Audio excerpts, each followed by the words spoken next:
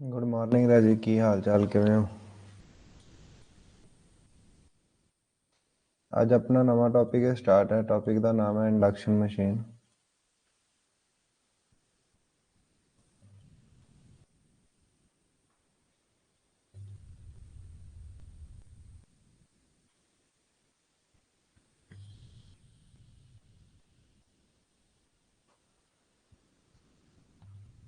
Induction machine ਕੀ ਹੁੰਦੀ ਹੈ ਰਾਜੇ?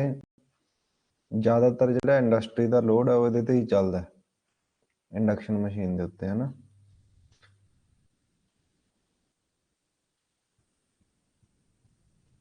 ਠੀਕ ਹੈ, ਜ਼ਿਆਦਾਤਰ ਜਿਹੜਾ ਲੋਡ ਹੈਗਾ ਉਹ ਚੱਲਦਾ ਹੈਗਾ ਆਪਣਾ ਇੰਡਕਸ਼ਨ ਮਸ਼ੀਨ ਦੇ ਉੱਤੇ, ਇੰਡਸਟਰੀ ਦਾ ਜਿੰਨਾ ਲੋਡ ਹੈਗਾ। ਤਾਂ ਇੰਡਕਸ਼ਨ ਮਸ਼ੀਨ ਨੂੰ ਧਿਆਨ ਨਾਲ ਪੜ੍ਹਨਾ। ਇਹਦੇ 'ਚ ਥੋੜ੍ਹੀ ਜਿਹੀ ਤੁਹਾਨੂੰ ਸਲਿੱਪ ਦੇਖਣ ਨੂੰ ਮਿਲਦੀ ਹੈ, ਜਿਵੇਂ ਸਿੰਕਰੋਨਸ ਮਸ਼ੀਨ ਦੇ ਵਿੱਚ ਆਪਾਂ ਨੂੰ ਕੋਈ ਸਲਿੱਪ ਨਹੀਂ ਦੇਖਣ ਨੂੰ ਮਿਲਦੀ ਸੀ, ਇੱਥੇ ਸਲਿੱਪ ਦੇਖਣ ਨੂੰ ਆਪਾਂ ਨੂੰ ਮਿਲਦੀ ਹੈ। ਠੀਕ ਹੈ, ਇਹ ਸਿੰਕਰੋਨਸ ਸਪੀਡ ਤੋਂ ਥੋੜਾ ਜਿਹਾ ਘੱਟ ਸਪੀਡ ਤੇ ਚੱਲਦੀ ਹੈ, ਇਸ ਕਰਕੇ ਇਹਨੂੰ ਆਪਾਂ ਆਸਿੰਕਰੋਨਸ ਮਸ਼ੀਨ ਵੀ ਕਹਿ ਦਿੰਦੇ ਹਾਂ। ਠੀਕ ਹੈ, ਇਸ ਨੂੰ ਆਪਾਂ ਆਸਿੰਕਰੋਨਸ ਮਸ਼ੀਨ ਵੀ ਕਹਿ ਦਿੰਦੇ ਹਾਂ। ਲੈਗਿੰਗ ਪਾਵਰ ਫੈਕਟਰ ਤੇ ਚੱਲਦੀ ਹੈ, ਕਿਉਂਕਿ ਲੋਡ ਵਧਣ ਦੇ ਨਾਲ ਪਾਵਰ ਫੈਕਟਰ ਕੀ ਕਰਦਾ, ਇਹਦਾ ਲੈਗ ਕਰਦਾ। ਠੀਕ ਹੈ, ਇਹ ਪੁਆਇੰਟ ਵੀ ਤੁਸੀਂ ਯਾਦ ਰੱਖਣਾ।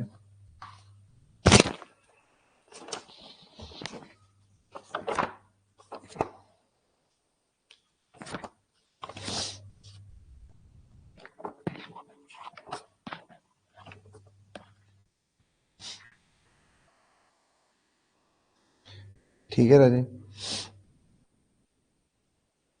ਇਹਦਾ ਪਾਵਰ ਫੈਕਟਰ ਤੁਹਾਨੂੰ ਹਾਈ ਲੋਡ ਦੇ ਉੱਤੇ ਹਾਈ ਦੇਖਣ ਨੂੰ ਮਿਲਦਾ। ਜੇ ਲੋਡ ਜ਼ਿਆਦਾ ਹੋਵੇ ਤਾਂ ਆਪਾਂ ਨੂੰ ਇਹਦਾ ਪਾਵਰ ਫੈਕਟਰ ਹਾਈ ਦੇਖਣ ਨੂੰ ਮਿਲਦਾ ਹੈ। ਪਾਵਰ ਫੈਕਟਰ ਲੈਗਿੰਗ ਦੇਖਣ ਨੂੰ ਮਿਲਦਾ ਜੇਕਰ ਲੋਡ ਕੀ ਹੋਵੇ, 0 ਹੋਵੇ। ਤਾਂ ਜ਼ਿਆਦਾ ਲੋਡ ਦੇ ਉੱਤੇ ਇਹ ਆਪਾਂ ਨੂੰ ਵਧੀਆ ਐਫੀਸ਼ੀਐਂਸੀ ਤੇ ਕੰਮ ਕਰਦੀ ਹੈ, ਤੇ ਜਿੱਥੇ ਲੋਡ ਕੀ ਹੋਊਗਾ ਆਪਣਾ ਘੱਟ ਹੋਊਗਾ, ਉੱਥੇ ਦਾ ਪਾਵਰ ਫੈਕਟਰ ਲੈਗਿੰਗ ਦੇਖਣ ਨੂੰ ਮਿਲੂਗਾ ਆਪਾਂ ਨੂੰ ਇੰਡਕਸ਼ਨ ਮਸ਼ੀਨ ਦਾ। ਠੀਕ ਹੈ, ਆਸਿੰਕਰੋਨਸ ਮਸ਼ੀਨ ਵੀ ਇਹਨੂੰ ਕਹਿ ਦਿੰਦੇ ਆਪਾਂ। ਤਾਂ ਤੁਸੀਂ ਲਿਖ ਸਕਦੇ ਹੋ ਇੰਡਕਸ਼ਨ ਮਸ਼ੀਨ ਜਾਂ ਆਸਿੰਕਰੋਨਸ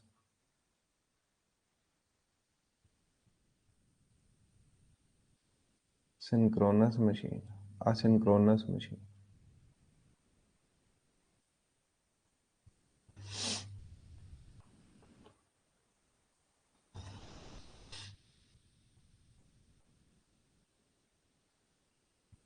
ਇਸ ਦੀ ਸਪੀਡ ਸਿੰਕਰੋਨਸ, ਇਸ ਦੀ ਸਪੀਡ ਸਿੰਕਰੋਨਸ ਮਸ਼ੀਨ ਤੋਂ ਘੱਟ ਹੁੰਦੀ ਹੈ।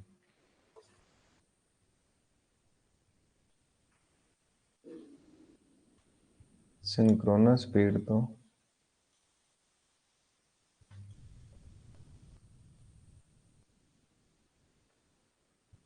ਘੱਟ ਹੁੰਦੀ ਹੈ।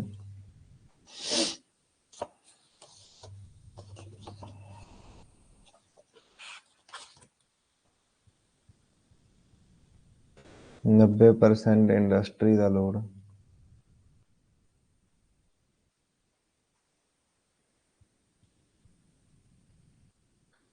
ਇੰਡਕਸ਼ਨ ਮਸ਼ੀਨ ਤੇ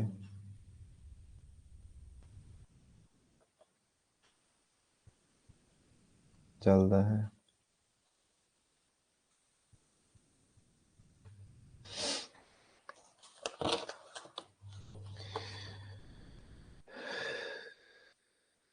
ਸਿੰਗਲ ਫੇਜ਼, 3 ਫੇਜ਼ ਦੋਵੇਂ ਦੇਖਣ ਨੂੰ ਮਿਲਦੀਆਂ। ਰੋਟੇਟਿੰਗ ਮਸ਼ੀਨ ਹੁੰਦੀ ਹੈ, ਰੋਟੇਟਿੰਗ ਮਸ਼ੀਨ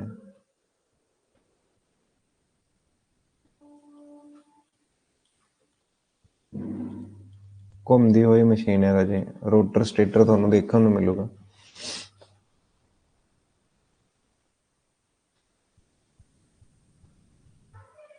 ਠੀਕ ਹੈ, ਇੰਡਕਸ਼ਨ ਮਸ਼ੀਨ ਦੇ ਵਿੱਚ ਇੰਡਕਸ਼ਨ ਜਨਰੇਟਰ ਮੋਟਰ ਦੋਵੇਂ ਦੇਖਣ ਨੂੰ ਮਿਲਦੇ ਆ। ਠੀਕ ਹੈ, ਤੁਸੀਂ ਲਿਖ ਸਕਦੇ ਹੋ ਜੋ ਇਲੈਕਟ੍ਰੀਕਲ એનર્ਜੀ ਨੂੰ ਮਕੈਨੀਕਲ 'ਚ ਵੀ ਬਦਲ ਸਕਦੀ ਹੈ ਤੇ ਮਕੈਨੀਕਲ ਨੂੰ ਇਲੈਕਟ੍ਰੀਕਲ 'ਚ ਵੀ ਬਦਲ ਸਕਦੀ ਹੈ।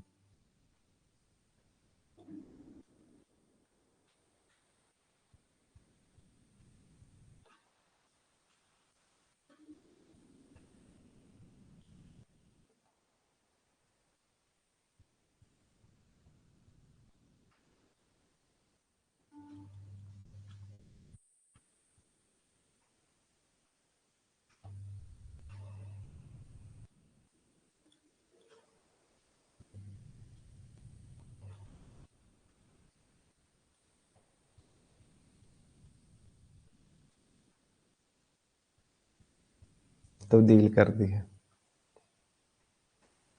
ਠੀਕ ਹੈ, ਦੋਵੇਂ ਮੋਡ ਤੇ ਕੰਮ ਕਰਦੀ ਹੈ, ਮੋਟਰ ਕੇਸ ਤੇ ਵੀ ਕਰਦੀ ਹੈ ਤੇ ਜਨਰੇਟਰ ਤੇ ਵੀ ਕਰਦੀ ਹੈ।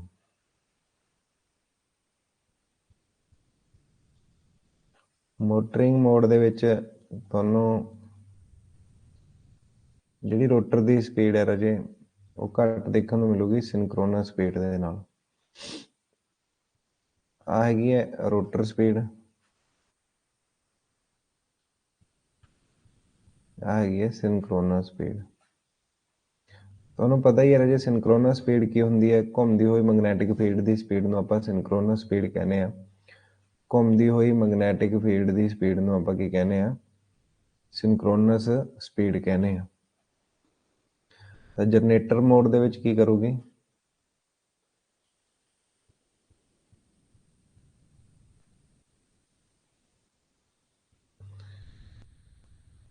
ਰੋਟਰ ਦੀ ਸਪੀਡ ਕੀ ਹੋਗੀ, ਵੱਧ ਹੋਗੀ ਸਿੰਕਰੋਨਸ ਸਪੀਡ ਦੇ ਨਾਲ। ਠੀਕ ਹੈ, ਜਨਰੇਟਰ ਦੇ ਮੋਡ ਵਿੱਚ ਹੋਊਗੀ।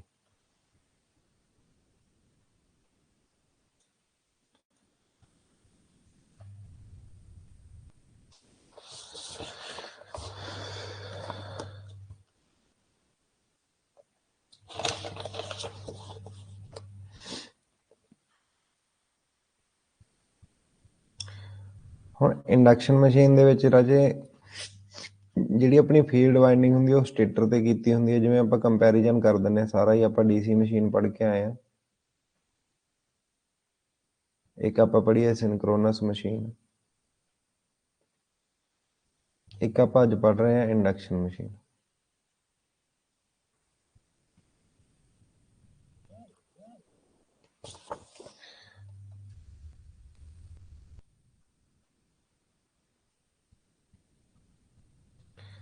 ਇੰਡਕਸ਼ਨ ਮਸ਼ੀਨ ਤਾਂ ਤਿੰਨਾਂ ਦੇ ਵਿੱਚ ਆਪਾਂ ਨੂੰ ਦੋ ਪਾਰਟ ਦੇਖਣ ਨੂੰ ਮਿਲਦੇ ਸੀ, ਇੱਕ ਸਟੇਟਰ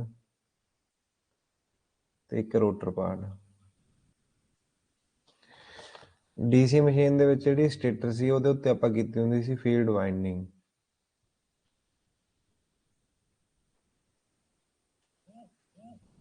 ਫੀਲਡ ਵਾਈਂਡਿੰਗ।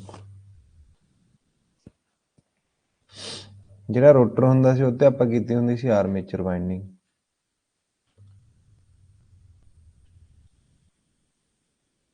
ਡੀਸੀ ਦੇ ਵਿੱਚ ਸਿੰਕਰੋਨਸ 'ਚ ਆਪਾਂ ਉਲਟ ਕਰਦਾ ਸੀ। ਸਿੰਕਰੋਨਸ ਦੇ ਵਿੱਚ ਦੋ ਸਪਲਾਈਆਂ ਹੁੰਦੀਆਂ ਸੀ, ਸਟੇਟਰ ਤੇ ਆਪਣੀ ਏਸੀ ਸਪਲਾਈ ਹੁੰਦੀ ਸੀ, ਜਿੱਥੇ ਆਪਾਂ ਕੀਤੀ ਹੁੰਦੀ ਸੀ ਆਰਮੇਚਰ ਵਾਈਂਡਿੰਗ।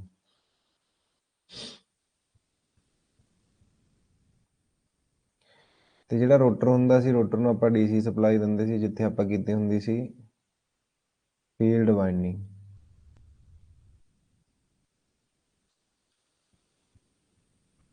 ਠੀਕ ਹੈ, ਇੰਡਕਸ਼ਨ ਦੇ ਵਿੱਚ ਕੀ ਹੁੰਦੀ ਹੈ, ਆਪਣੀ ਸਟੇਟਰ ਤੇ ਹੀ ਹੁੰਦੀ ਹੈ ਫੀਲਡ ਵਾਈਂਡਿੰਗ।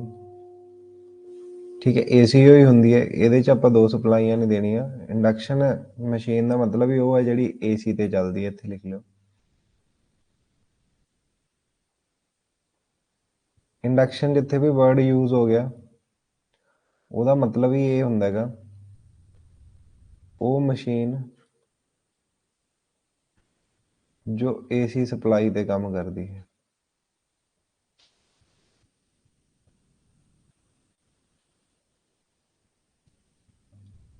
ਕੰਮ ਕਰਦੀ ਹੈ, ਉਹਨੂੰ ਆਪਾਂ ਇੰਡਕਸ਼ਨ ਕਹਿੰਦੇ ਹਾਂ।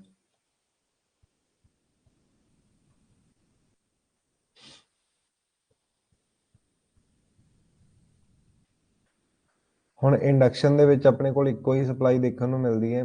ਫੀਲਡ ਨੂੰ ਵੀ ਐਸੀ ਹੋਊਗੀ, ਫੀਲਡ ਵਾਈਂਡਿੰਗ ਸਟੇਟਰ ਤੇ ਕੀਤੀ ਹੋਊ, ਰੋਟਰ ਦੇ ਉੱਤੇ ਜਿਹੜੀ ਆਪਣੀ ਕੀਤੀ ਹੋਊ ਆਰਮੇਚਰ ਕੀਤੀ ਹੋਊ, ਤੇ ਉਹਨੂੰ ਵੀ ਆਪਾਂ ਕਿਹੜੀ ਸਪਲਾਈ ਦੇਵਾਂਗੇ, ਏਸੀ ਸਪਲਾਈ ਦੇਵਾਂਗੇ। ਅੱਛਾ, ਇਹ ਕੰਮ ਕਿੱਥੇ ਕਰਦੀ ਹੈ? ਇਹ ਕੰਮ ਕਰਦੇ ਹੈ ਕਿ ਮਿਊਚੁਅਲ ਇੰਡਕਸ਼ਨ ਦੇ ਫਿਨੋਮੀਨੇ ਤੇ, ਜਿਵੇਂ ਟਰਾਂਸਫਾਰਮਰ ਕੰਮ ਕਰਦਾ। ਇਹ ਮਿਊਚੁਅਲ ਇੰਡਕਸ਼ਨ, ਮਿਊਚੁਅਲ ਇੰਡਕਸ਼ਨ ਦੇ ਸਿਧਾਂਤ ਤੇ ਚੱਲਦੀ ਹੈ, ਜਿਵੇਂ ਕਿ ਟਰਾਂਸਫਾਰਮਰ, ਜਿਵੇਂ ਟਰਾਂਸਫਾਰਮਰ ਚੱਲਦਾ ਉਵੇਂ ਹੀ ਇਹ ਵਰਕ ਕਰਦੀ ਹੈ।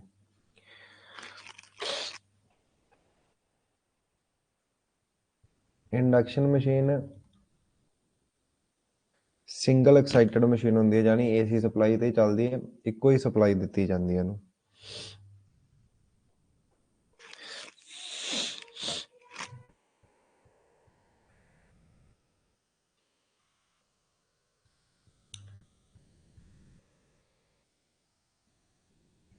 ਇੱਕ ਸਪਲਾਈ ਹੀ ਦਿੱਤੀ ਜਾਂਦੀ ਹੈ। ਕਿਹੜੀ ਦਿੱਤੀ ਜਾਂਦੀ ਹੈ? AC supply.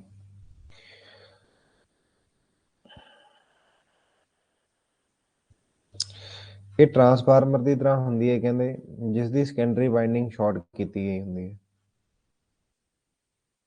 ਇਹ ਇੱਕ ਟਰਾਂਸਫਾਰਮਰ ਦੀ ਤਰ੍ਹਾਂ ਹੁੰਦੀ ਹੈ,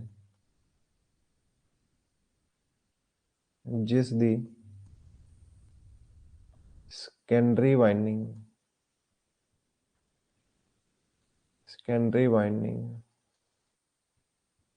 ਸ਼ਾਰਟ ਸਰਕਟ ਹੁੰਦੀ ਹੈ, ਸ਼ਾਰਟ ਕੀਤੀ ਗਈ ਹੋਵੇ। ਠੀਕ ਹੈ, ਉਹਦੇ ਵਾਂਗੂ ਇਹ ਕੰਮ ਕਰਦੀ ਹੈ। ਇੱਕ ਵੇਰੀਏਬਲ ਫ੍ਰੀਕੁਐਂਸੀ ਮਸ਼ੀਨ ਹੈ ਰਾਜੇ, ਇਹਦੇ 'ਚ ਫ੍ਰੀਕੁਐਂਸੀ ਜਿਹੜੀ 50 ਨਹੀਂ ਰਹਿੰਦੀ, ਰੋਟਰ ਦੀ ਫ੍ਰੀਕੁਐਂਸੀ ਬਹੁਤ ਘੱਟ ਜਾਂਦੀ ਹੈ, ਤਾਂ ਇਸ ਕਰਕੇ ਇਹ ਇਕੱਲੀ 50 ਹਰਟਜ਼ 'ਚ ਫ੍ਰੀਕੁਐਂਸੀ ਤੇ ਕੰਮ ਨਹੀਂ ਕਰਦੀ। ਤਾਂ ਤੁਸੀਂ ਲਿਖਣਾ ਇਹ ਇੱਕ ਵੇਰੀਏਬਲ ਫ੍ਰੀਕੁਐਂਸੀ ਮਸ਼ੀਨ ਹੈ, ਜਿਹਦੀ ਫ੍ਰੀਕੁਐਂਸੀ ਚੇਂਜ ਹੁੰਦੀ ਹੈ। ਇਹ ਇੱਕ, ਕਿਉਂਕਿ ਰੋਟਰ ਦੀ ਫ੍ਰੀਕੁਐਂਸੀ ਅਲੱਗ ਹੁੰਦੀ ਹੈ ਇਹਦੇ 'ਚ, ਤਾਂ ਉਹ ਚੇਂਜ ਹੁੰਦੀ ਰਹਿੰਦੀ ਹੈ। ਇਹ ਵੇਰੀਏਬਲ ਫ੍ਰੀਕੁਐਂਸੀ ਮਸ਼ੀਨ ਹੈ। ਵੇਰੀਏਬਲ ਕਿਉਂ ਹੁੰਦੀ ਹੈ? ਸਲਿੱਪ ਕਰਕੇ ਇੱਥੇ ਫ੍ਰੀਕੁਐਂਸੀ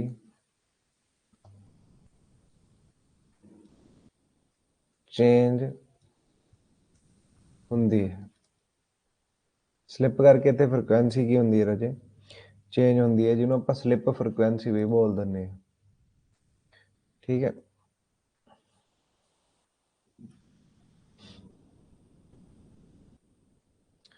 ਇੰਡਕਸ਼ਨ ਮਸ਼ੀਨ ਹਮੇਸ਼ਾ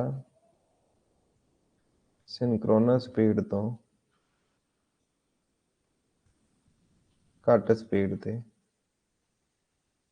ਚੱਲਦੀ ਹੈ।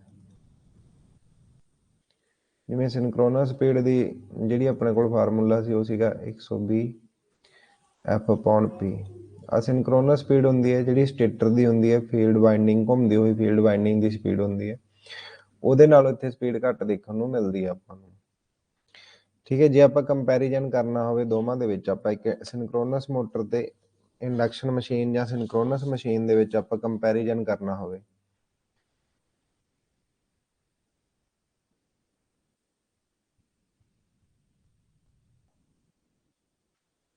ਸਿੰਕਰੋਨਸ ਮਸ਼ੀਨ ਅਤੇ ਇੰਡਕਸ਼ਨ ਮਸ਼ੀਨ ਵਿੱਚ ਸਿੰਕਰੋਨਸ ਮਸ਼ੀਨ ਅਤੇ ਇੰਡਕਸ਼ਨ ਮਸ਼ੀਨ ਵਿੱਚ ਅੰਤਰ।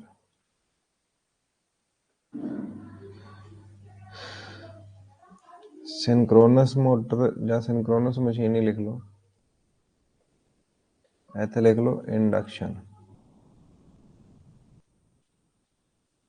मशीन।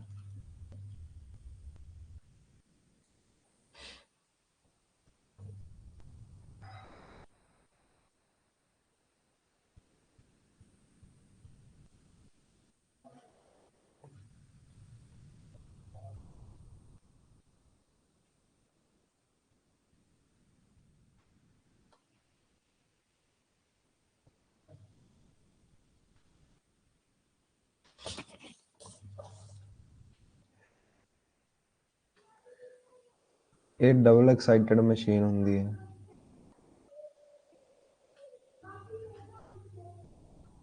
ਮਸ਼ੀਨ ਇਹ ਸਿੰਗਲ ਐਕਸਾਈਟਡ ਮਸ਼ੀਨ ਹੈ।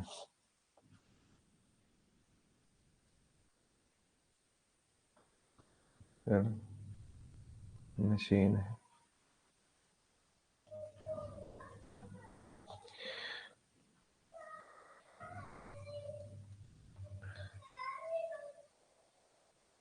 इत्थे आर्मेचर वाइंडिंग स्टेटर ते आर्मेचर वाइंडिंग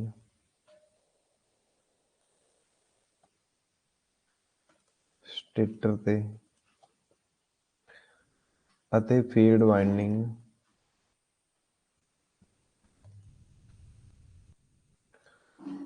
रोटर ते कीती हुंदी है। इत्थे उल्ट हुंदा राजे, आर्मेचर वाइंडिंग रोटर ते हुंदी है, इत्थे आर्मेचर वाइंडिंग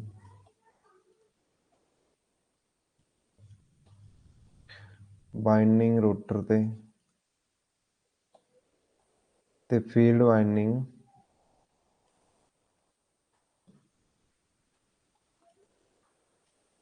वाइंडिंग स्टेटर ते हुंदी है।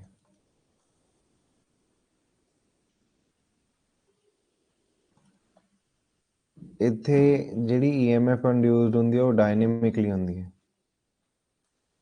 इत्थे डायनेमिकली इंड्यूस्ड EMF हुंदी है।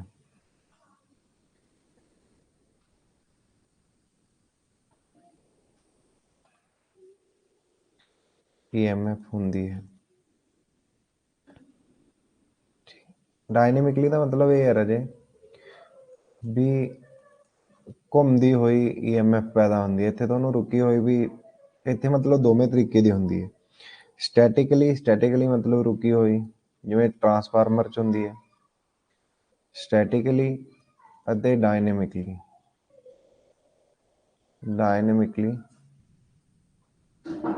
इंड्यूस्ड EMF हुंदी है। इंड्यूस का मतलब हुंदा पैदा होना। इत्थे दोवें तरीके की EMF आपां नूं देखण नूं मिलदी है। बाकी आ तां तुहानूं पता ही है भी आ हमेशा सिनक्रोनस स्पीड ते चलदी है, सिनक्रोनस स्पीड तो घट स्पीड ते चलदी है।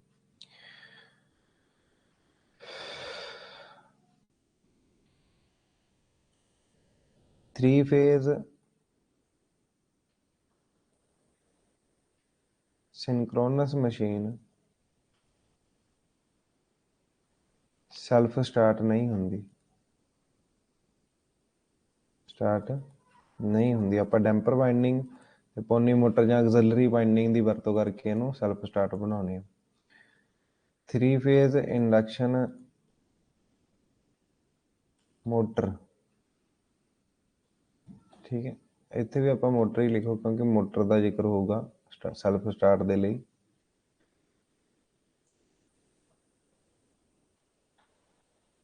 Induction three phase induction motor self start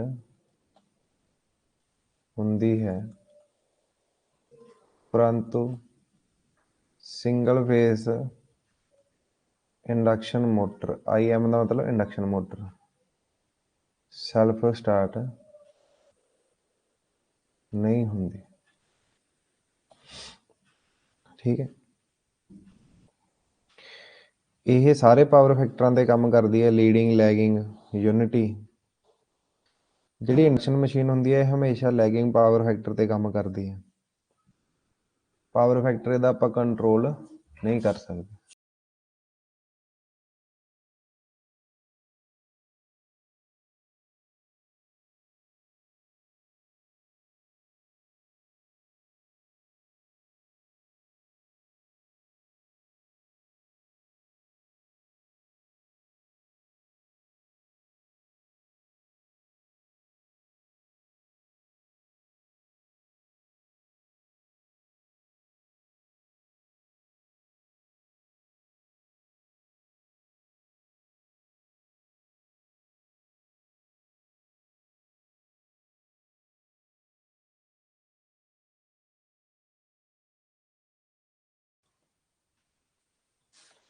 ठीक है। 3 फेस सैल्फ स्टार्ट नहीं होंगी है, सैल्फ स्टार्ट होंगी है, परंतु सिंगल फेस सैल्फ स्टार्ट नहीं होंगी। यह लीडिंग, लैगिंग ਅਤੇ यूनिटी पावर फैक्टर ते काम करती है।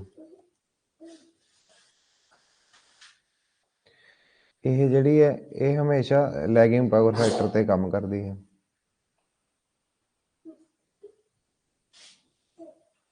ये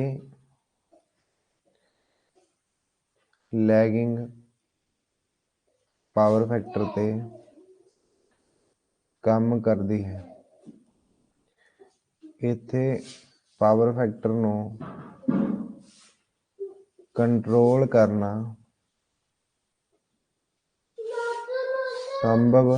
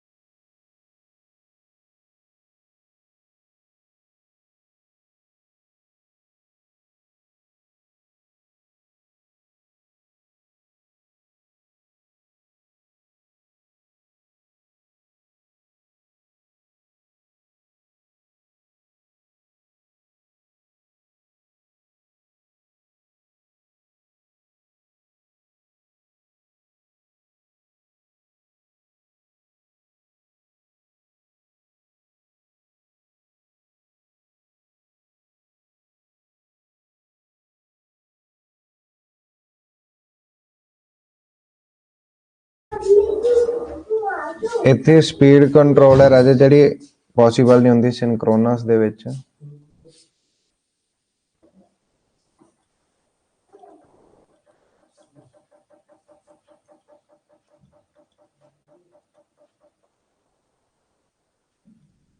छेमा पांडे लिखियो।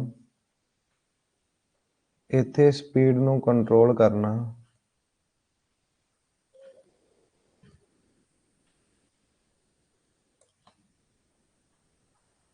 संभव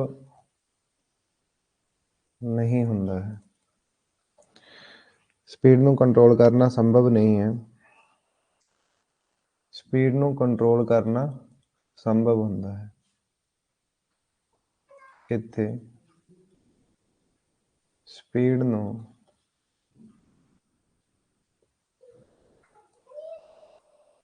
स्पीड नूं कंट्रोल कर सकदे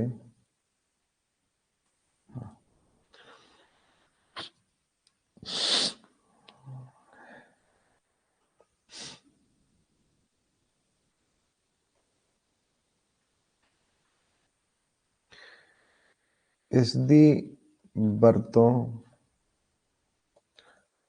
पावर फैक्टर इंप्रूव करने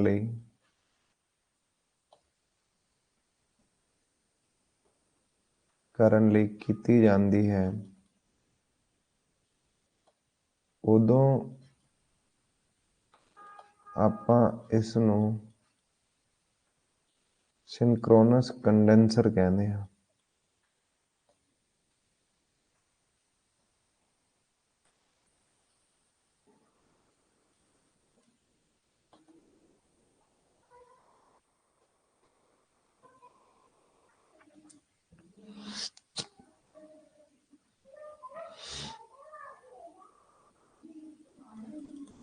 इसकी वरतों सिंक्रोनस कंडेंसर के रूप में नहीं की जा सकती।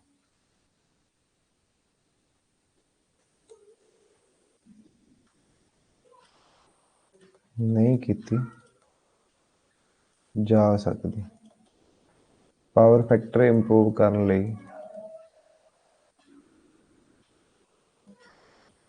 करने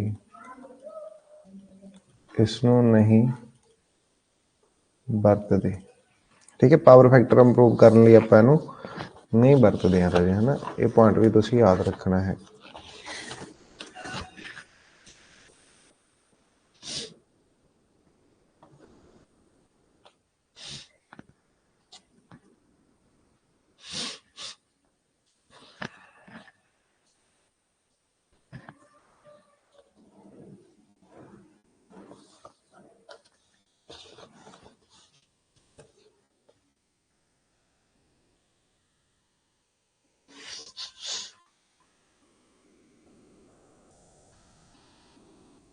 ਅੱਗੇ ਦੇਖੋ, ਗੁੱਡ ਮਾਰਨਿੰਗ ਰਾਜੇ। ਅੱਗੇ ਦੇਖੋ, ਇਹਦੇ ਚ ਪੁਆਇੰਟ ਆ ਜਾਂਦਾ ਤੁਹਾਡੇ ਕੋਲੇ, ਜਿਹੜੀ ਮੈਗਨੈਟਿਕ ਫੀਲਡ ਹੁੰਦੀ ਹੈ ਉਹ ਰੋਟੇਟਿੰਗ ਮੈਗਨੈਟਿਕ ਫੀਲਡ ਹੁੰਦੀ ਹੈ। ਇਹਦੇ ਚ ਚਾਹੇ ਆਪਾਂ ਫੀਲਡ ਦੇ ਉੱਤੇ ਕਰਦੇ ਆ, ਜਿਵੇਂ ਮੈਂ ਇੱਥੇ ਪੁਆਇੰਟ ਲਿਖ ਕੇ ਆਇਆ, ਆਹ ਦੇਖੋ ਇੰਡਕਸ਼ਨ ਦੇ ਵਿੱਚ ਜਿਹੜੀ ਫੀਲਡ ਹੈਗੀ ਹੈ ਉਹ ਕਾਹਤੇ ਕੀਤੀ ਹੋਈ ਹੈ, ਸਟੇਟਰ ਤੇ ਕੀਤੀ ਹੋਈ ਹੈ। ਰੋਟਰ ਹੈ, ਰੋਟਰ ਦੇ ਉੱਤੇ ਆਰਮੇਚਰ ਵਾਈਂਡਿੰਗ ਕੀਤੀ ਹੋਈ ਹੈ। ਪਰ ਜਿਹੜੀ ਇਹਦੇ ਚ ਮੈਗਨੈਟਿਕ ਫੀਲਡ ਪੈਦਾ ਹੋਊਗੀ ਉਹ ਘੁੰਮਦੀ ਹੋਈ ਮੈਗਨੈਟਿਕ ਫੀਲਡ ਪੈਦਾ ਹੋਊਗੀ। ਠੀਕ ਹੈ, 3 ਫੇਜ਼ ਸਪਲਾਈ ਦੇਵਾਂਗੇ, ਸਟਾਰ ਡੈਲਟਾ ਕਨੈਕਟਡ ਹੋਊਗੀ। ਠੀਕ ਹੈ ਰਾਜੇ, ਤੇ ਉਹੀ ਡਿਸਪਲੇਸਮੈਂਟ 120 ਡਿਗਰੀ ਦਾ ਡਿਸਪਲੇਸਮੈਂਟ ਦੇਖਣ ਨੂੰ ਮਿਲੂਗਾ। ਜਿਹੜੀ ਰਿਜ਼ਲਟੈਂਟ MMF ਪੈਦਾ ਹੋਊਗੀ ਉੱਥੇ, ਠੀਕ ਹੈ, ਫਲਕਸ ਪੈਦਾ ਹੋਊਗੀ, MMF ਪੈਦਾ ਹੋਊਗੀ, ਉਹਦੀ ਜਿਹੜੀ ਵੈਲਿਊ ਹੋਊਗੀ ਉਹ ਆਪਾਂ ਯਾਦ ਰੱਖਣੀ ਹੈ ਬਸ। Rotating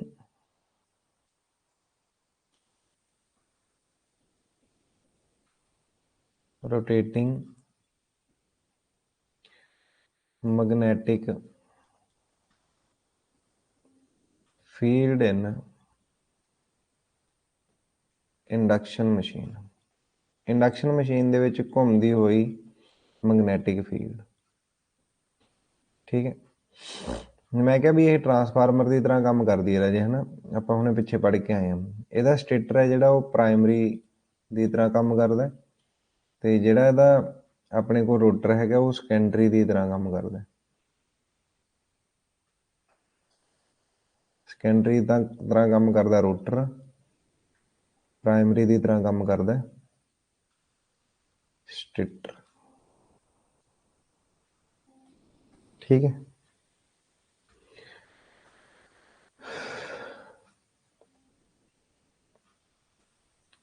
three phase induction machine. ਦੇਖੋ ਜਿਹੜੀ ਮੈਗਨੈਟਿਕ ਫੀਲਡ ਪੈਦਾ ਹੋਊ ਉਹ ਘੁੰਮਦੀ ਹੋਈ ਪੈਦਾ ਹੋਊ, ਬਸ ਉਹਦੇ ਬਾਰੇ ਥੋੜਾ ਜਿਹਾ ਆਪਾਂ ਜ਼ਿਕਰ ਕਰਨੇ ਵੀ ਉਹ ਕਿੰਨੀ ਪੈਦਾ ਹੁੰਦੀ ਹੈ ਤੇ ਕਿਵੇਂ ਪੈਦਾ ਹੁੰਦੀ ਹੈ। Three phase induction machine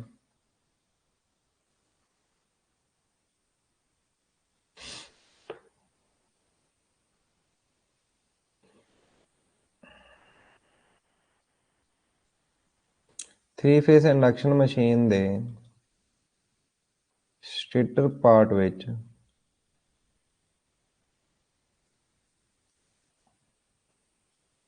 three phase winding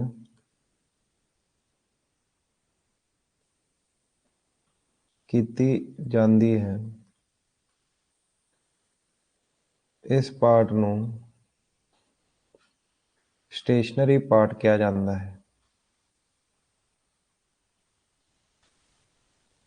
ਮਤਲਬ ਸਟੇਸ਼ਨਰੀ ਦਾ ਰੁਕਿਆ ਹੋਇਆ, ਸਟੇਸ਼ਨਰੀ ਪਾਰਟ ਕਿਹਾ ਜਾਂਦਾ ਹੈ। ਸਟੇਟਰ ਦੇ ਵਿੱਚ ਥ੍ਰੀ ਫੇਜ਼ ਵਾਈਂਡਿੰਗ ਕੀਤੀ ਹੁੰਦੀ ਹੈ। ਫਿਰ ਜਿਹੜਾ ਸਟੇਟਰ ਹੁੰਦਾ ਰਾਜੇ ਉਹ ਸਟਾਰ ਡੈਲਟਾ ਦੇ ਵਿੱਚ ਕਨੈਕਟਡ ਹੁੰਦਾ ਹੈਗਾ। ਸਟੇਟਰ ਨੂੰ ਆਪਾਂ ਸਟਾਰ ਜਾਂ ਡੈਲਟਾ ਵਿੱਚ ਕਨੈਕਟ ਕਰ ਸਕਦੇ ਹਾਂ,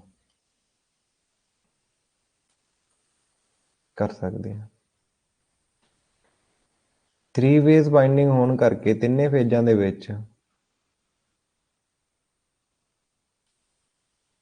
ਥ੍ਰੀ ਫੇਜ਼ ਵਾਈਂਡਿੰਗ ਹੋਣ ਕਰਕੇ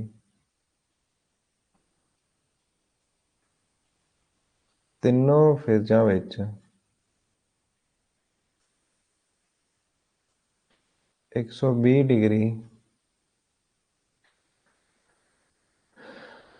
ਇਲੈਕਟ੍ਰੀਕਲੀ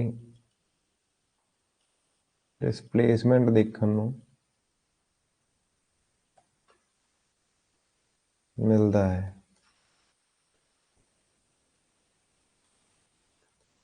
ਦੇਖਣ ਨੂੰ ਮਿਲਦਾ ਹੈ ਰਾਜੇ। ਜਿਹੜੀ ਘੁੰਮਦੀ ਹੋਈ ਮੈਗਨੈਟਿਕ ਫੀਲਡ ਪੈਦਾ ਕਰਨੀ ਹੈ, ਤਾਂ ਜਿਹੜੀ ਮੈਗਨੈਟਿਕ ਫੀਲਡ ਸਟੇਟਰ ਦੀ ਫੀਲਡ ਵਾਈਂਡਿੰਗ ਹੈ ਨਾ, ਉਹ ਵੀ 3 ਫੇਜ਼ ਦੇ ਵਿੱਚ ਹੀ ਆਪਾਂ ਕੀ ਕਰਦੇ ਹਾਂ, ਡਿਜ਼ਾਈਨ ਕਰਦੇ ਹਾਂ। ਤਾਂ ਜਿਵੇਂ 0 ਤੋਂ ਚੱਲਦੀ ਹੈ ਫਲਕਸ ਵੀ 3 ਫੇਜ਼ ਘੁੰਮਦੀ ਹੋਈ ਰੋਟੇਟਿੰਗ ਫੀਲਡ ਹੈ ਜਿਹੜੀ, ਉਹ 3 ਫੇਜ਼ਾਂ ਵਾਲੀ ਹੀ ਵਾਈਂਡਿੰਗ ਉੱਥੇ ਆਪਾਂ ਕਰੀ ਹੁੰਦੀ ਹੈ।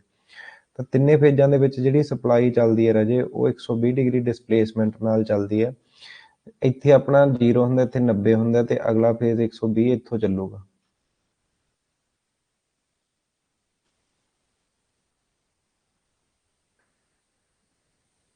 ਠੀਕ ਹੈ, ਉਦੋਂ ਅੱਗੇ ਵਾਲਾ ਕੀ ਚੱਲੂਗਾ, ਇੱਥੇ 180 90 ਤੋਂ ਬਾਅਦ 180 120 240 ਤੋਂ ਚੱਲਣਾ ਚਾਹੀਦਾ, ਇੱਥੋਂ ਚੱਲੂਗਾ। ਜਿਹੜੀ ਫਲਕਸ ਪੈਦਾ ਹੋਊਗੀ ਉਹ ਵੀ 3 ਫੇਜ਼ ਸਪਲਾਈ ਦੇ ਹਿਸਾਬ ਨਾਲ ਹੀ ਪੈਦਾ ਹੋਊਗੀ, ਤੇ ਘੁੰਮਦੀ ਹੋਈ ਰੋਟੇਟਿੰਗ ਫਲਕਸ ਪੈਦਾ ਹੋਊਗੀ। ਮੰਨ ਲਓ ਤੁਸੀਂ ਇੱਥੇ ਜਿਹੜੀ ਫਲਕਸ ਪੈਦਾ ਹੋਈ ਹੈ ਉਹ ਫਲਕਸ A ਪੈਦਾ ਹੋਈ ਹੈ, ਇੱਥੇ B ਪੈਦਾ ਹੋਈ ਹੈ, ਤੇ ਇਹ ਕਰਨ ਕਰਾਉਣ ਤੋਂ ਬਾਅਦ ਇੱਕ ਆਪਣੇ ਕੋਲ ਟੋਟਲ MMF ਪੈਦਾ ਹੋਊਗੀ, ਜਿਹਨੂੰ ਆਪਾਂ ਰਿਜ਼ਲਟੈਂਟ MMF ਬੋਲਾਂਗੇ। ਬਸ ਉਹ ਤੁਸੀਂ ਫਾਰਮੂਲਾ ਯਾਦ ਰੱਖਣਾ ਹੈ, ਜਿਹੜੀ ਰਿਜ਼ਲਟੈਂਟ MMF ਹੁੰਦੀ ਹੈ, ਠੀਕ ਹੈ, ਜਾਂ ਜਿਹੜੀ ਰਿਜ਼ਲਟੈਂਟ ਫੀਲਡ ਪੈਦਾ ਹੋਊਗੀ, FR ਦਾ ਮਤਲਬ ਹੈ ਜਿਹੜੀ ਰਿਜ਼ਲਟੈਂਟ ਫੀਲਡ ਪੈਦਾ ਹੋਈ ਹੈ। ਜਾਂ ਮੈਂ ਇੱਥੇ ਲਿਖ ਵੀ ਦਿੰਦਾ ਰਾਜੇ। ਹੁਣ ਦੇਖੋ ਨਾ, ਤਿੰਨੇ ਫੇਜ਼ਾਂ ਦੇ ਵਿੱਚ ਜਿਹੜੀ ਫੀਲਡ ਪੈਦਾ ਹੋਊਗੀ, ਜੇ ਆਹ ਫੇਜ਼ ਦੇ ਵਿੱਚ ਪੈਦਾ ਹੋਈ ਇਹਨੂੰ ਤੁਸੀਂ FA ਮੰਨ ਲਓ, ਇਹਦੇ ਵਿੱਚ ਜਿਹੜੀ ਪੈਦਾ ਹੋਈ ਇਹਨੂੰ ਤੁਸੀਂ FB ਮੰਨ ਲਓ, ਫੀਲਡ ਪੈਦਾ ਹੋਈ ਹੈ। ਇਹਦੇ ਕਰਕੇ ਜਿਹੜੀ ਪੈਦਾ ਹੋਈ ਹੈ ਉਹਨੂੰ FC ਮੰਨ ਲਓ। ਜਿਹੜੀ ਰਿਜ਼ਲਟੈਂਟ ਫੀਲਡ ਪੈਦਾ ਹੋ, ਜਾਂ ਰਿਜ਼ਲਟੈਂਟ ਮਤਲਬ ਟੋਟਲ ਜਿਹੜੀ ਫਲਕਸ ਪੈਦਾ ਹੋ ਤਿੰਨੇ ਫੇਜ਼ਾਂ ਕਰਕੇ, ਉਹਨੂੰ ਆਪਾਂ ਰਿਜ਼ਲਟ ਹੀ ਬੋਲਾਂਗੇ, ਵੀ ਤਿੰਨਾਂ ਦੇ ਵਿੱਚੋਂ ਜਿਹੜੀ ਫਲਕਸ ਨਿਕਲ ਕੇ ਆਈ ਹੈ।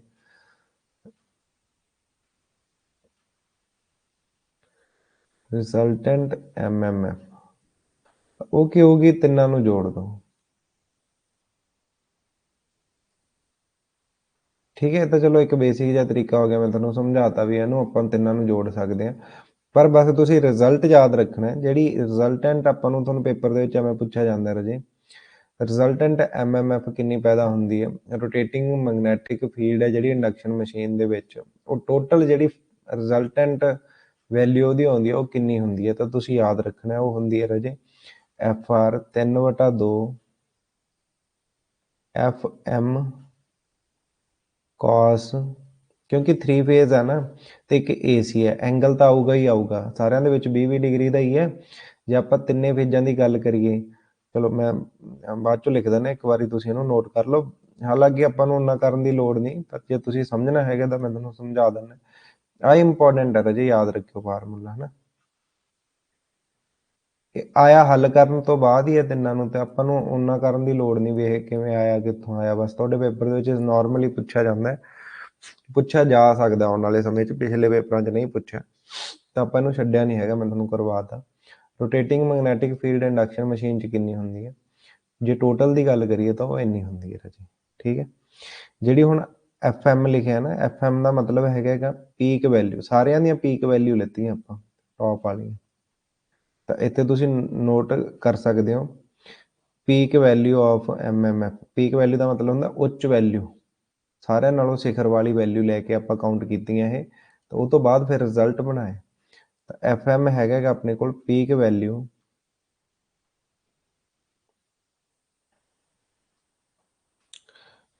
Of MMF। ਠੀਕ ਹੈ ਰਾਜੇ, ਇਹ ਤੁਸੀਂ ਯਾਦ ਰੱਖਣਾ।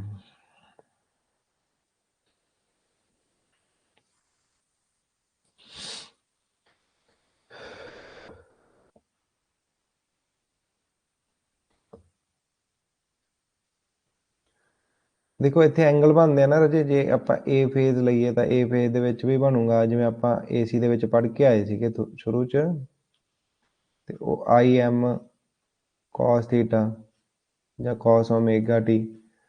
ਠੀਕ ਹੈ, ਤਾਂ ਫਿਰ ਤੁਹਾਡੇ ਕੋਲ ਜੇ ਫੇਜ਼ B ਦੀ ਗੱਲ ਕਰੀਏ, B ਫੇਜ਼ ਦੇ ਵਿੱਚ, ਤਾਂ ਉਹ ਕਿੰਨਾ ਹੋਊਗਾ, IM cos, ਇਹ 20 ਡਿਗਰੀ ਦਾ ਅੰਤਰ ਹੁੰਦਾ ਨਾ, 120 ਡਿਗਰੀ ਦਾ, 120 ਮਾਈਨਸ ਕਰ ਦੋ, ਫਿਰ C ਲਵਾਂਗੇ, C ਫੇਜ਼ B 120 ਡਿਗਰੀ ਦਾ ਹੋਰ ਅੰਤਰ ਹੋ ਗਿਆ, ਤਾਂ ਇਹ IM cos ओमेगा प्लस 20 120 होर जोड़ दो 240।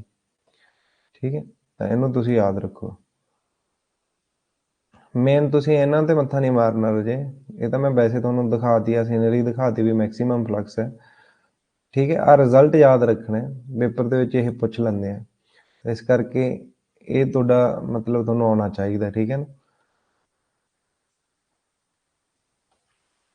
अगले पॉइंट ते आ जाओ राजे, सिनक्रोनस स्पीड तो आपां नू पता ही है भी की हुंदी है ना। प्रिंसीपल ਇਹਦਾ ਕੀ ਹੁੰਦਾ, ਕੰਮ ਕਰਨ ਦਾ ਪ੍ਰਿੰਸੀਪਲ ਸਿਧਾਂਤ ਕੀ ਹੁੰਦਾ ਹੈ ਨਾ, ਨਾ ਉਹਨੂੰ ਨੋਟ ਕਰੋ।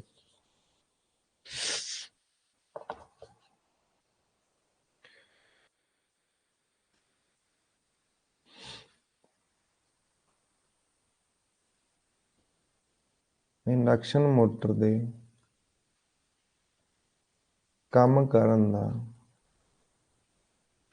ਸਿਧਾਂਤ।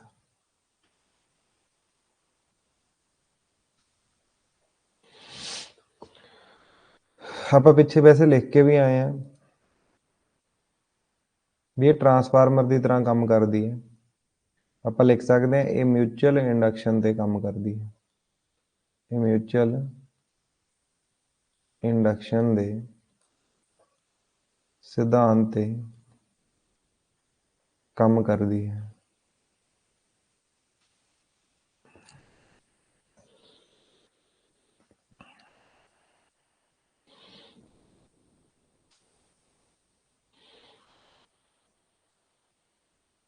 ਜਦੋਂ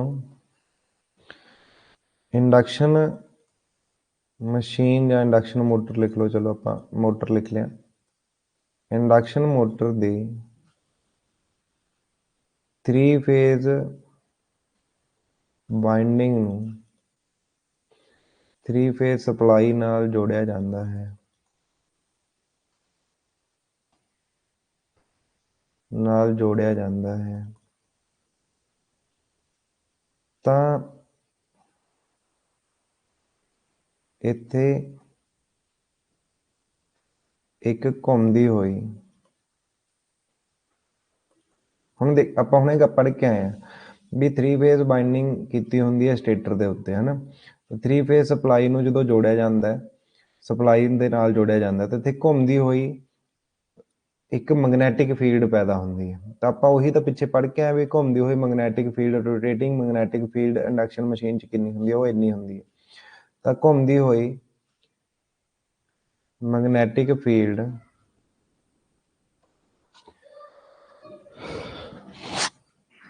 मैगनैटिक फील्ड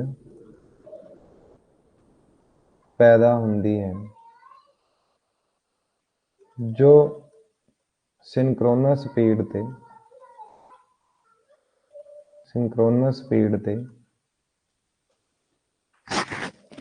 रोटेट करती है। हुण तुसीं कहोगे राजे तुसीं सर क्या भी इहदी स्पीड तो सिंक्रोनस स्पीड तो थल्ले होंदी है ना, जिहड़ी सिंक्रोनस स्पीड तो थल्ले होंदी है रोटर की स्पीड होंदी है। घूमती हुई जिहड़ी मैगनैटिक फील्ड पैदा होंदी है राजे, वो सिंक्रोनस स्पीड वाली ही होंदी है। ठीक है, तो आ स्पीड पैदा होंदी है, रोटेटिंग फील्ड है जिहड़ी आ पैदा होंदी है। तो गल जिहड़ी चली सी आपां स्टार्टिंग भी तुहानूं पढ़ा के आए हैं, स्टार्टिंग दे विच आपां पढ़िया हैगा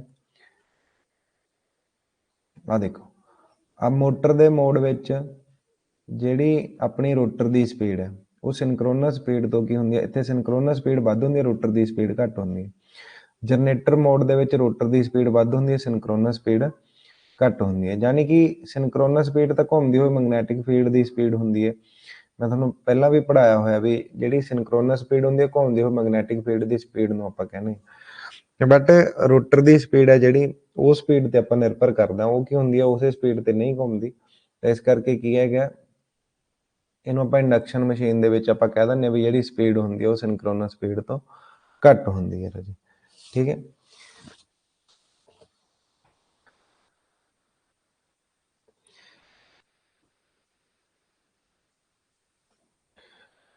जदों घूमती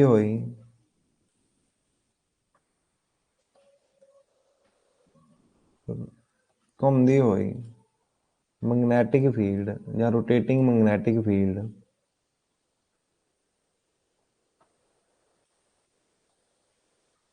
ਫੀਡ ਰੋਟਰ ਦੇ ਕੰਡਕਟਰ ਨੂੰ ਰੋਟਰ ਦੇ ਚਾਲਕਾਂ ਨੂੰ ਕੱਟ ਕਰਦੀ ਹੈ ਤਾਂ ਇੱਥੇ EMF ਇੱਥੇ ਚਾਲਕਾਂ ਵਿੱਚ EMF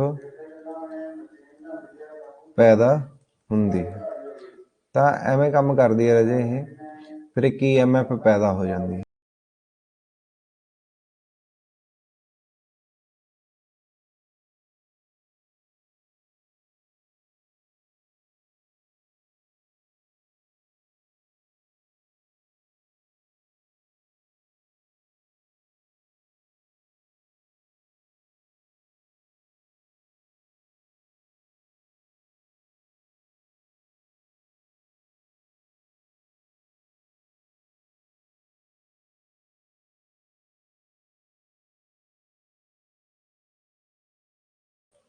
ਅੱਗੇ ਦੇਖੋ ਰਾਜੇ, ਇਹਦੀ ਬਣਤਰ ਦੇ ਹਿਸਾਬ ਨਾਲ ਜੇ ਆਪਾਂ ਨੂੰ ਅੱਗੇ ਡਿਸਕ੍ਰਾਈਬ ਕਰਦੇ ਹਾਂ ਤਾਂ ਇਹਦੇ 'ਚ ਆਪਾਂ ਨੂੰ ਸਟੇਟਰ ਤੇ ਰੋਟਰ ਦੋ ਮੇਨ ਚੀਜ਼ਾਂ ਹੁੰਦੀਆਂ। ਜੋਗ ਤਾਂ ਜਿਵੇਂ ਪਹਿਲਾਂ ਸੀਗਾ ਸਾਰਾ ਕੁਝ ਉਹੀ ਹੁੰਦਾ ਹੈ ਨਾ।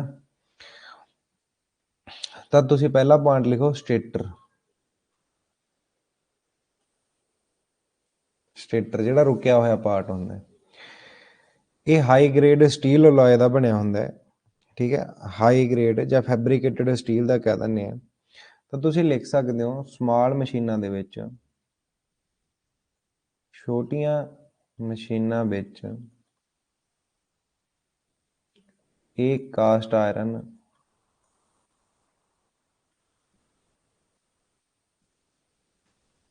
ਦਾ ਬਣਿਆ ਹੁੰਦਾ ਹੈ।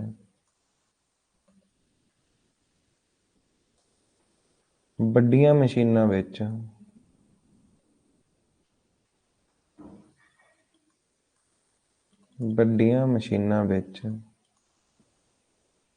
ਇਹ ਹਾਈ ਗ੍ਰੇਡ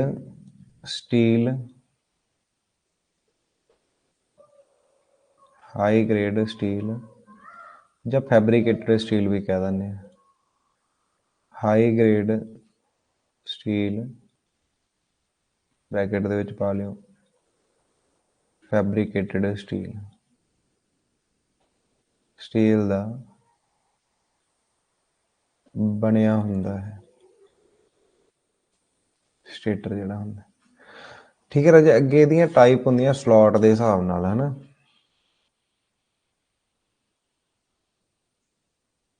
ਟਾਈਪ ਆਫ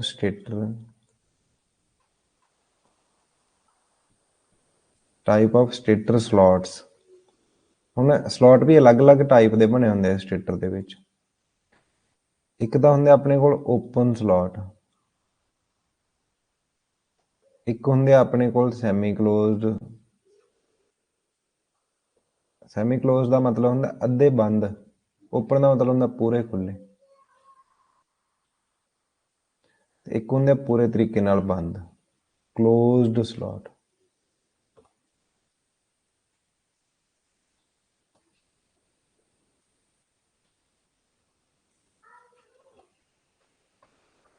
ਇੱਥੇ ਹੁਣ ਜਿਹੜੇ ਪੂਰੇ ਤਰੀਕੇ ਨਾਲ ਖੁੱਲੇ ਹੁੰਦੇ ਆ ਰਾਜੇ, ਇਹ ਸਲੋਟ ਤਾਂ ਐਵੇਂ ਹੁੰਦੇ ਆ,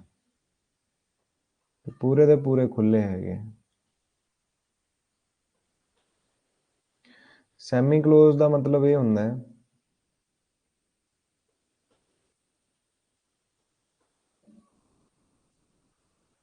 ਥੋੜੇ ਜਿਹੇ ਖੁੱਲੇ ਆ, ਇੱਥੇ ਬਾਈਂਡਿੰਗ ਤੁਹਾਡੀ ਹੁੰਦੀ ਹੈ, ਉੱਪਰੋਂ ਥੋੜੇ ਖੁੱਲੇ ਨੇ। ਪੂਰੇ ਕਲੋਜ਼ ਦਾ ਮਤਲਬ ਹੁੰਦਾ ਹੈਗਾ ਵੀ ਉੱਪਰੋਂ ਪੂਰੇ ਤਰੀਕੇ ਨਾਲ ਬੰਦ ਹੈਗੇ ਨੇ। ਇੱਥੇ ਹੁਣ ਜਦੋਂ ਪੂਰੇ ਤਰੀਕੇ ਨਾਲ ਖੁੱਲੇ ਆ ਰਾਜੇ, ਇੱਥੇ ਆਪਣੀ 에ਅਰ ਗੈਪ ਕੀ ਹੁੰਦੀ ਹੈ, ਹਾਈ ਹੁੰਦੀ ਹੈ। ਹਵਾ ਦਾ ਜਿਹੜਾ ਗੈਪ ਹੁੰਦਾ ਉਹ ਹਾਈ ਹੁੰਦਾ, 에ਅਰ ਗੈਪ ਹਾਈ ਹੁੰਦਾ। ਇੱਥੇ 에ਅਰ ਗੈਪ ਹੈ ਜਿਹੜਾ ਉਹ ਕੀ ਹੁੰਦਾ, ਮੀਡੀਅਮ ਹੁੰਦਾ, ਮੱਧਮ ਹੁੰਦਾ। 에ਅਰ ਗੈਪ ਮੀਡੀਅਮ ਹੁੰਦਾ। ਇੱਥੇ 에ਅਰ ਗੈਪ ਕੀ ਹੁੰਦਾ, ਲੋ ਹੁੰਦਾ। 에ਅਰ ਗੈਪ ਕਹਿ ਲਓ ਵੀ ਹੁੰਦਾ ਹੀ ਨਹੀਂ, ठीक है, टाइप ने स्टेटर दियां, मतलब ਸਲੋਟ ਇਸ ਤਰੀਕੇ ਦੇ ਬਣੇ ਹੁੰਦੇ ਆ, ਕਈਆਂ 'ਚ ਜਮਾ ਬੰਦ ਹੁੰਦੇ ਆ, ਚਾਲਕ ਉਹਦੇ ਵਿੱਚ ਰੱਖਿਆ ਹੋਇਆ ਹੁੰਦਾ ਤੇ ਕਈਆਂ 'ਚ ਸੈਮੀ ਕਲੋਜ਼ਡ ਹੁੰਦੇ ਆ, ਥੋੜਾ ਜਿਹਾ 에ਅਰ ਗੈਪ ਹੁੰਦਾ, ਕਈਆਂ 'ਚ ਪੂਰੇ ਓਪਨ ਹੁੰਦੇ ਆ, 에ਅਰ ਗੈਪ ਪੂਰਾ। ਹੁਣ ਜਿੱਥੇ 에ਅਰ ਗੈਪ ਜ਼ਿਆਦਾ ਹੋਊਗਾ ਉੱਥੇ ਰਿਲਕਟੈਂਸ ਵੀ ਜ਼ਿਆਦਾ ਹੋਊਗੀ, ਆਪਾਂ ਪਿੱਛੇ ਪੜ੍ਹ ਕੇ ਆਏ ਆ, ਤਾਂ ਤੁਸੀਂ ਲਿਖ ਸਕਦੇ ਹੋ ਇੱਥੇ ਰਿਲਕਟੈਂਸ ਵੀ ਹਾਈ ਹੁੰਦੀ ਹੈ, ਰਿਲਕਟੈਂਸ ਹਾਈ ਹੁੰਦੀ ਹੈ। ਇੱਥੇ ਰਿਲਕਟੈਂਸ ਮੀਡੀਅਮ ਹੁੰਦੀ ਹੈ, ਮੱਧਮ ਹੁੰਦੀ ਹੈ, ਰਿਲਕਟੈਂਸ ਮੀਡੀਅਮ ਹੁੰਦੀ ਹੈ। ਇੱਥੇ ਰਿਲਕਟੈਂਸ ਲੋ ਹੁੰਦੀ ਹੈ, ਰਿਲਕਟੈਂਸ ਲੋ ਹੁੰਦੀ ਹੈ।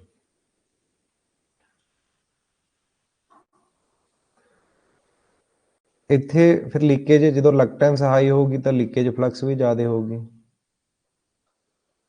ਲੀਕੇਜ ਫਲਕਸ, ਲੀਕੇਜ ਫਲਕਸ ਨਹੀਂ, ਰਿਲਕਟੈਂਸ ਜ਼ਿਆਦਾ ਹੋਣ ਕਰਕੇ ਲੀਕੇਜ ਫਲਕਸ ਕੀ ਹੁੰਦੀ ਹੈ, ਲੋ ਹੁੰਦੀ ਹੈ। ਇੱਥੇ ਲੀਕੇਜ ਫਲਕਸ ਮੀਡੀਅਮ ਹੀ ਹੋਊਗੀ, ਲੀਕੇਜ ਫਲਕਸ ਕੀ ਹੋਊਗੀ, ਮੀਡੀਅਮ ਹੋਊਗੀ।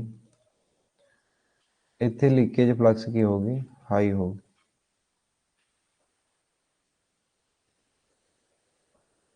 ਲੀਕੇਜ ਫਲਕਸ ਹਾਈ ਹੁੰਦੀ ਹੈ। ਇੱਥੇ ਰਿਐਕਟੈਂਸ ਵੀ ਕੀ ਹੋਊਗੀ, ਲੀਕੇਜ ਰਿਐਕਟੈਂਸ ਕੀ ਹੋਊਗੀ, ਰਿਐਕਟੈਂਸ ਉਹ ਵੀ ਕੀ ਹੋਊਗੀ ਰਾਜਾ, ਲੋ ਹੀ ਹੋਊਗੀ। ਇੱਥੇ ਮੀਡੀਅਮ ਹੋਊਗੀ, ਲੀਕੇਜ ਰਿਐਕਟੈਂਸ ਇੱਥੇ ਕੀ ਹੋਊਗੀ, ਰਿਐਕਟੈਂਸ ਹਾਈ ਹੋਊਗੀ। ਮੈਗਨੇਟਾਈਜ਼ਿੰਗ ਕਰੰਟ ਹਾਈ ਹੋਊਗਾ ਓਪਨ ਦੇ ਵਿੱਚ,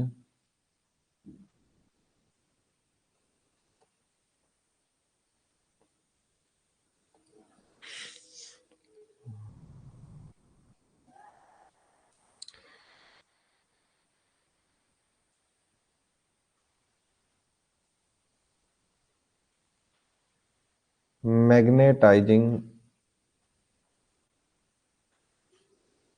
ਕਰੰਟ ਹਾਈ ਹੁੰਦਾ। ਇੱਥੇ ਮੈਗਨੇਟਾਈਜ਼ਿੰਗ ਕਰੰਟ ਕੀ ਹੋਊਗਾ, ਮੀਡੀਅਮ ਹੀ ਹੋਊਗਾ। ਇੱਥੇ ਮੈਗਨੇਟਾਈਜ਼ਿੰਗ ਕਰੰਟ ਕੀ ਹੋਊਗਾ, ਲੋ ਹੋਊਗਾ। ਮੈਗਨੇਟਾਈਜ਼ਿੰਗ ਕਰੰਟ ਕੀ ਹੋਊਗਾ, ਲੋ ਹੋਊਗਾ। ਇਹ ਸਟੇਟਰ ਦੀਆਂ ਟਾਈਪਸ ਹੋ ਗਈਆਂ ਰਾਜੇ, ਜਿਹੜੀਆਂ ਆਪਣੀਆਂ ਪੜ੍ਹੀਆਂ ਹੈਗੀਆਂ ਹਨਾ। ਫਿਰ ਤੁਹਾਡੇ ਕੋਲ ਆ ਜਾਂਦਾ ਰੋਟਰ, ਮੇਨਲੀ ਇੱਥੋਂ ਪੇਪਰ ਦੇ ਵਿੱਚ ਤਾਂ ਆਹੀ ਪੁੱਛਿਆ ਜਾਂਦਾ ਵੀ ਇਹ ਕਾਹਦਾ ਬਣਿਆ ਹੁੰਦਾ ਹੈ, ਆ ਤੁਹਾਡੇ ਤੋਂ ਜ਼ਿਆਦਾ ਨਹੀਂ ਪੁੱਛਿਆ ਜਾਂਦਾ। ਐਵੇਂ ਪੁੱਛ ਲੈਂਦੇ ਵੀ ਕਿਹੜੀਆਂ ਕਿਹੜੀਆਂ ਟਾਈਪ ਹੁੰਦੀਆਂ, ਓਪਨ ਸਲੋਟ, ਸੈਮੀ ਤੇ ਕਲੋਜ਼ਡ, ਬਸ ਇੰਨਾ ਯਾਦ ਰੱਖਿਓ। ਇੰਨੀ ਡੂੰਘਾਈ 'ਚ ਨੇ ਤੁਹਾਡੇ ਤੋਂ ਅੱਗੇ ਪੁੱਛਣਗੇ, ਪਰ ਫਿਰ ਵੀ ਨੋਟ ਕਰ ਲੈਂਦੇ ਹਾਂ, ਕਿਉਂਕਿ ਪੁੱਛਣ ਵਾਲੇ ਦਾ ਨਹੀਂ ਪਤਾ ਵੀ ਕੁਝ ਵੀ ਪੁੱਛ ਲਏ ਤਾਂ ਆਪਾਂ ਪੋਸੀਬਿਲਿਟੀ ਕਿਉਂ ਛੱਡੀਏ ਹਨਾ। ਅੱਗੇ ਦੇਖੋ ਰਾਜੇ, ਫਿਰ ਤੁਹਾਡੇ ਕੋਲ ਆ ਜਾਂਦਾ ਹੈਗਾ ਰੋਟਰ।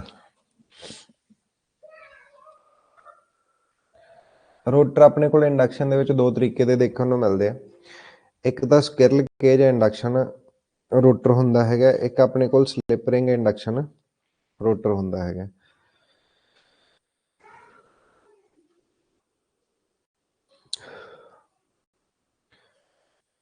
ਆਪਣੇ ਕੋਲ ਦੋ ਤਰੀਕੇ ਦੇ ਰੋਟਰ ਦੇਖਣ ਨੂੰ ਮਿਲਦੇ ਆ ਰਾਜੇ। ਪਹਿਲਾ ਹੈਗਾ ਤੁਹਾਡੇ ਕੋਲ ਸਕਿਰਲ ਕੇਜ, ਸਕਿਰਲ ਕੇਜ ਇੰਡਕਸ਼ਨ ਰੋਟਰ।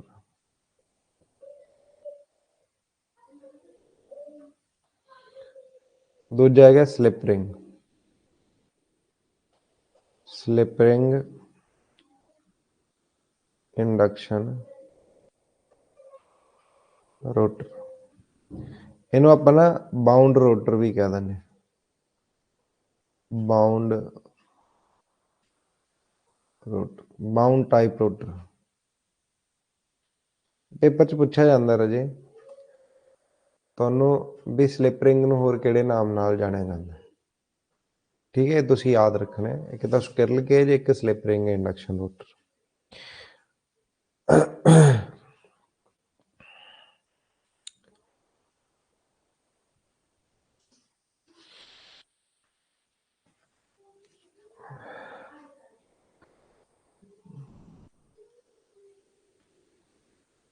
ਆਪਾਂ ਸਟਾਰਟ ਕੀਤਾ ਸੀ ਇੰਡਕਸ਼ਨ ਮੋਟਰ ਦੇ ਸਿਧਾਂਤ ਨੂੰ, ਹਨਾ। ਚਲੋ, ਇਹ ਇੰਡਕਸ਼ਨ ਮੋਟਰ ਦਾ ਸਟੇਟਰ ਹੋ ਗਿਆ ਰਾਜੇ, ਠੀਕ ਹੈ। ਤੇ ਤੁਸੀਂ ਇਹਨੂੰ ਐਂ ਲਿਖ ਲਓ, ਰੋਟਰ ਦੇ ਹਿਸਾਬ ਨਾਲ ਆਪਾਂ ਮਸ਼ੀਨ ਨੂੰ ਦੋ ਤਰੀਕੇ ਨਾਲ ਵੰਡਦੇ ਹਾਂ। ਤਾਂ ਇੱਥੇ ਰੋਟਰ ਦੀ ਥਾਂ ਤੇ ਚਾਹੇ ਮੋਟਰ ਪਾ ਲਓ, ਕਿਉਂਕਿ ਇਹ ਆਪਣੇ ਕੋਲ ਮੋਟਰਾਂ ਹੀ ਹੁੰਦੀਆਂ ਰਾਜੇ, ਹਨਾ। ਸਕਿਰਲ ਕੇਜ ਇੰਡਕਸ਼ਨ ਮੋਟਰ ਐਵੇਂ ਲਿਖ ਲਓ, induction motor. Slip ring induction motor. ਆਪਣੇ ਕੋਲ ਦੋ ਤਰੀਕੇ ਦੀਆਂ ਮੋਟਰਾਂ ਹੁੰਦੀਆਂ, ਇਹਦੇ ਰੋਟਰ ਦੇ ਹਿਸਾਬ ਨਾਲ ਉਹਨਾਂ ਦਾ ਨਾਮ ਵੰਡਿਆ ਹੁੰਦਾ, ਸਕਿਰਲ ਕੇਜ ਇੰਡਕਸ਼ਨ ਮੋਟਰ ਤੇ ਸਲਿਪ ਰਿੰਗ ਇੰਡਕਸ਼ਨ ਮੋਟਰ। ਇਹਨੂੰ ਬਾਉਂਡ ਟਾਈਪ ਮੋਟਰ ਵੀ ਕਹਿ ਦਿੰਦੇ ਆ, ਠੀਕ ਹੈ। Bound rotor type induction motor, ਮੈਂ ਇੱਥੇ ਥੋੜਾ ਦੁਬਾਰੇ ਲਿਖ ਦਿੰਦਾ, bound rotor type induction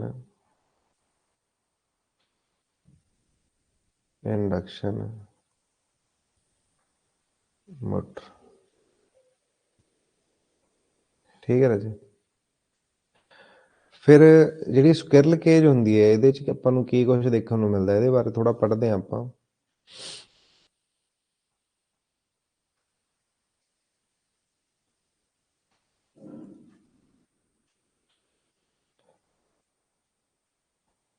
ਸਕਿਰਲ cage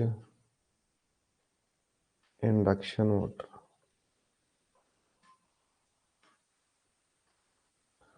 ਸਕਿਰਲ cage induction motor. ਹੁਣ ਇਹਦਾ ਜਿਹੜਾ ਰੋਟਰ ਹੋਊਗਾ ਉਹ ਸਕਿਰਲ ਕੇਜ ਬਣਿਆ ਹੋਊ ਰਾਜੇ। ਕੀ ਬਣਿਆ ਹੋਊ? ਸਕਿਰਲ ਕੇਜ। ਇੱਕ ਕੇਜ ਬਣਿਆ ਹੁੰਦਾ ਪੂਰਾ, ਠੀਕ ਹੈ। ਮਤਲਬ ਐਵੇਂ ਦਾ ਬਣਿਆ ਹੁੰਦਾ ਰਾਜੇ ਇਹ,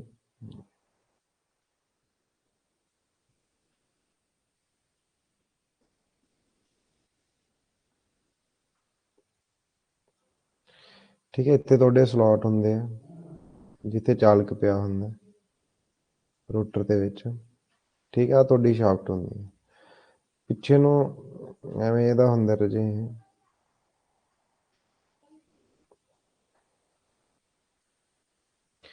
ਜਿਹੜੇ ਇਹਦੇ ਸਲੋਟ ਹੁੰਦੇ ਥੋੜੇ ਜਿਹੇ ਸਕਿਊਡ ਕੀਤੇ ਹੁੰਦੇ ਆ, ਮੈਂ ਟੇਢੇ ਹੁੰਦੇ ਆ, ਜਮਾਂ ਸਿੱਧੇ ਨਹੀਂ ਹੁੰਦੇ।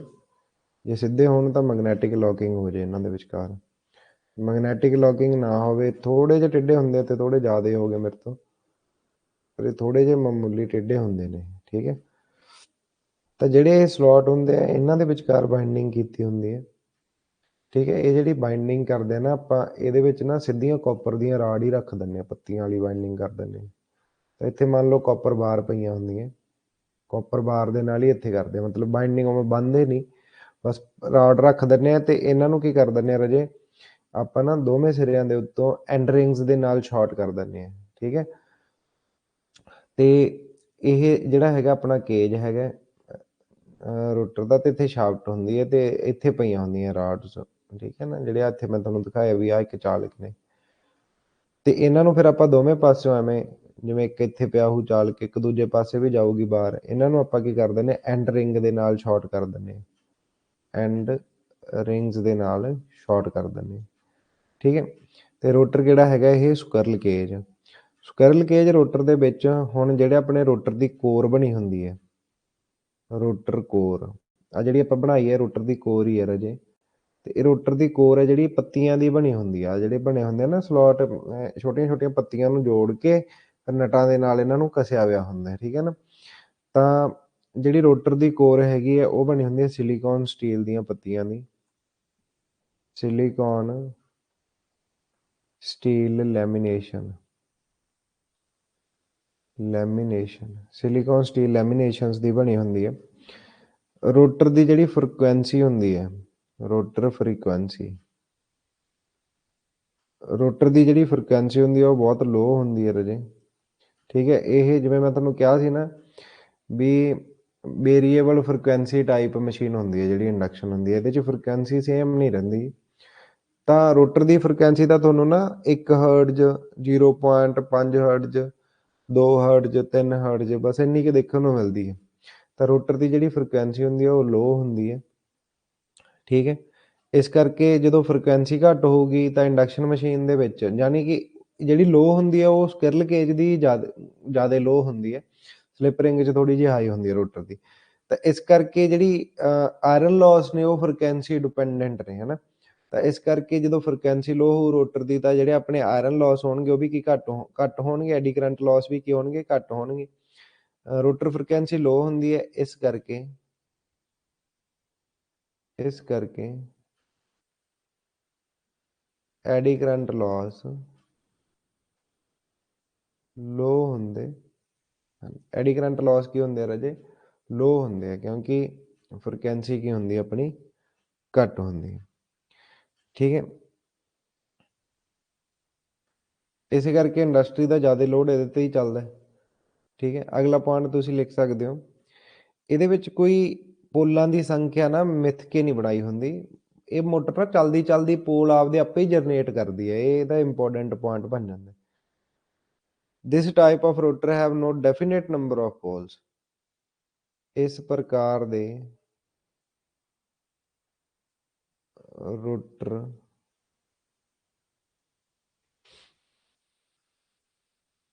ਕੋਲ ਨਿਸ਼ਚਿਤ ਪੋਲਾਂ ਦੀ ਸੰਖਿਆ ਨਹੀਂ ਹੁੰਦੀ।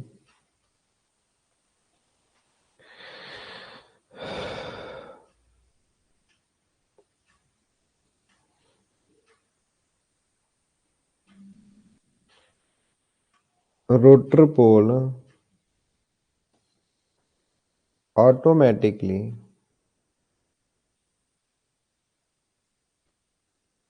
जनरेट ਹੁੰਦੇ ਹਨ।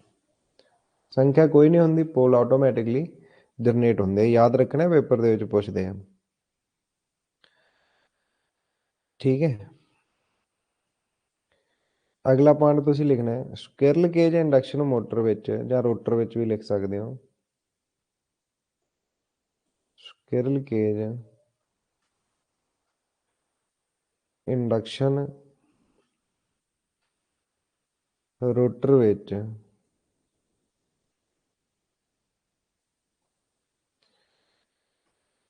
ਰੋਟਰ ਫੇਜ ਵੀ ਨਿਸ਼ਚਿਤ ਨਹੀਂ ਹੁੰਦੇ। ਰੋਟਰ ਦੇ ਜਿਹੜੇ ਫੇਜ਼ ਹੈ ਰਾਜੇ ਉਹ ਵੀ ਨਿਸ਼ਚਿਤ ਨਹੀਂ ਹੁੰਦੇ। ਤਾਂ ਤੁਸੀਂ ਲਿਖ ਸਕਦੇ ਹੋ, ਨੰਬਰ ਆਫ ਰੋਟਰ ਫੇਜ਼ ਹੈ ਜਿਹੜੇ ਉਹ ਕਾਪਰ ਵਾਰ ਹੈਗੇ ਉਹਦੇ ਬਰਾਬਰ ਹੁੰਦੇ। ਅੱਗੇ ਲਿਖ ਦਿੰਦੇ ਆਪਾਂ, ਨੰਬਰ ਆਫ ਰੋਟਰ ਫੇਜ਼, ਜਿਹੜੇ ਰੋਟਰ ਦੇ ਫੇਜ਼ ਹੈ ਰਾਜੇ ਉਹ ਬਰਾਬਰ ਹੁੰਦੇ ਆ ਨੰਬਰ ਆਫ ਕਾਪਰ ਵਾਰ। ਕਿੰਨੀਆਂ ਕਾਪਰ ਵਾਰ ਰੱਖੀਆਂ ਨੇ ਇੱਕ ਪੋਲ ਦੇ ਅੰਡਰ, ਠੀਕ ਹੈ। Number of copper wire under 1 pole, ਤੇ ਪੋਲ ਇਹਨੇ ਆਪੇ ਬਣਾਉਣੇ ਆ, ਤੇ ਪੋਲ ਦੇ ਹਿਸਾਬ ਨਾਲ ਆਪੇ ਹੀ ਫੇਜ਼ ਸੈੱਟ ਹੋ ਜਾਂਦੇ ਆ। ਤੇ ਨੰਬਰ ਆਫ ਜਿੰਨੇ ਪੋਲ ਜਿੰਨੇ ਜਨਰੇਟ ਕਰੋਗੇ ਉਹਦੇ ਵਿੱਚ ਜਿੰਨੀਆਂ ਕਾਪਰ ਵਾਰ ਉਹਦੇ ਅੰਡਰ ਆਉਂਦੀਆਂ ਹੋਣਗੀਆਂ ਉਨੇ ਕੀ ਹੋ ਜਾਣਗੇ, ਫੇਜ਼ ਜਨਰੇਟ ਹੋ ਜਾਣਗੇ, number of rotor phase generate ਹੋ ਜਾਣਗੇ, ਠੀਕ ਹੈ ਰਾਜੇ। ਅਗਲਾ ਪੁਆਇੰਟ ਹੈਗਾ ਇਹਦਾ ਸਟਾਰਟਿੰਗ ਟਾਰਕ ਬਹੁਤ ਲੋ ਹੁੰਦਾ ਹੈ,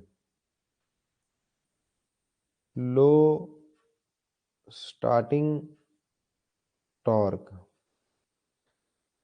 ਸਟਾਰਟਿੰਗ ਟਾਰਕ ਲੋ ਹੁੰਦਾ, ਯਾਦ ਰੱਖਣਾ ਹੈ, ਠੀਕ ਹੈ। 95% ਇੰਡਸਟਰੀ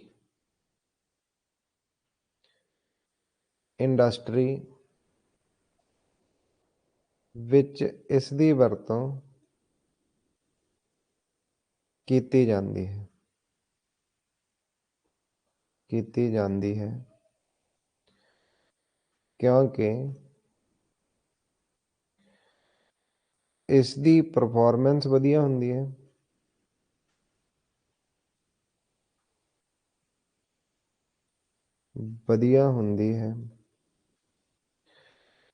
ਅਤੇ ਮੇਨਟੇਨੈਂਸ ਘੱਟ ਹੁੰਦੀ ਹੈ। ਮੇਨਟੇਨੈਂਸ ਮਤਲਬ ਸਾਂਭ ਸੰਭਾਲ,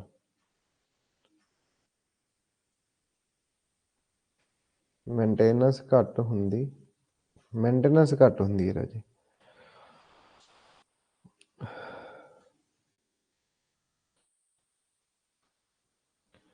ਅਗਲਾ ਪੁਆਇੰਟ ਲਿਖੋ,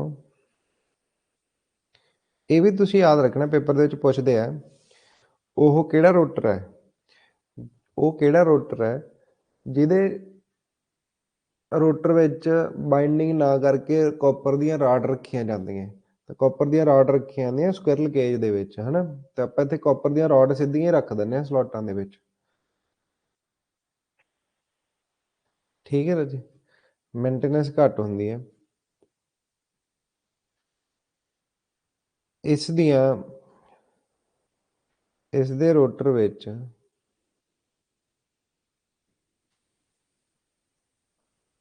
ਕਾਪਰ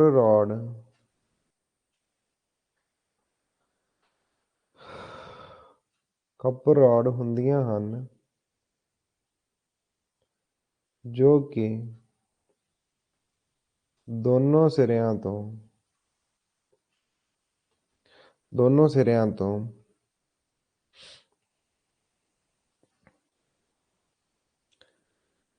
ਐਂਡ ਰਿੰਗਸ ਨਾਲ ਸ਼ਾਰਟ ਸਰਕਟਡ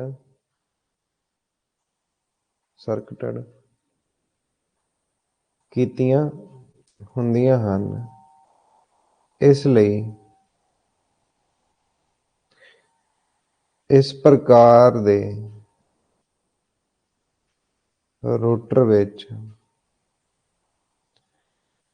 ਕੋਈ ਵੀ ਬਾਹਰੀ ਰੈਜ਼ਿਸਟੈਂਸ ਦੀ ਲੋੜ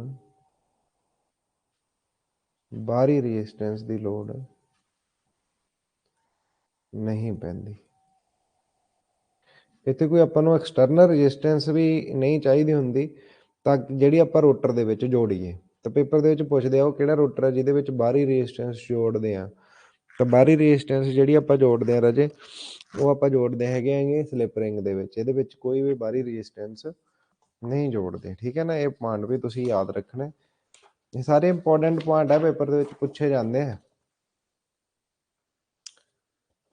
ਤਾਂ ਜਦੋਂ ਆਪਾਂ ਕੋਈ ਬਾਹਰੀ ਰੈਜ਼ਿਸਟੈਂਸ ਨਹੀਂ ਜੋੜਦੇ, ਇਸ ਕਰਕੇ ਫਿਰ ਆਪਾਂ ਨੂੰ ਬ੍ਰਸ਼ ਤੇ ਸਲਿਪ ਰਿੰਗ ਦੀ ਵੀ ਇੱਥੇ ਲੋੜ ਨਹੀਂ ਹੁੰਦੀ। ਇਸ ਕਰਕੇ ਇਸ ਟਾਈਪ ਵਿੱਚ ਕੋਈ ਵੀ ਸਲਿਪ ਰਿੰਗ ਜਾਂ ਬ੍ਰਸ਼ਿਸ ਦੀ ਲੋੜ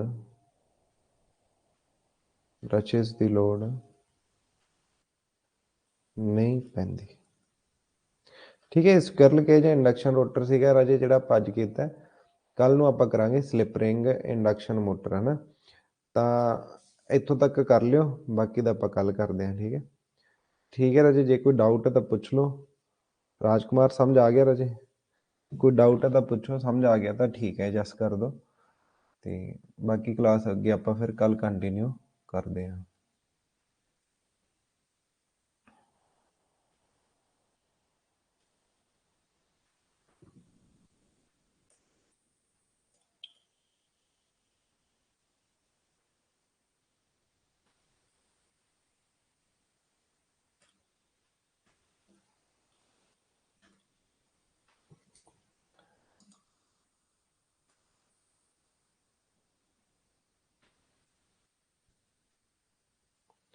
ਓਕੇ, ਚਲੋ ਠੀਕ ਹੈ ਰਾਜੇ, ਬਾਏ, ਕੱਲ ਮਿਲਦੇ ਹਾਂ।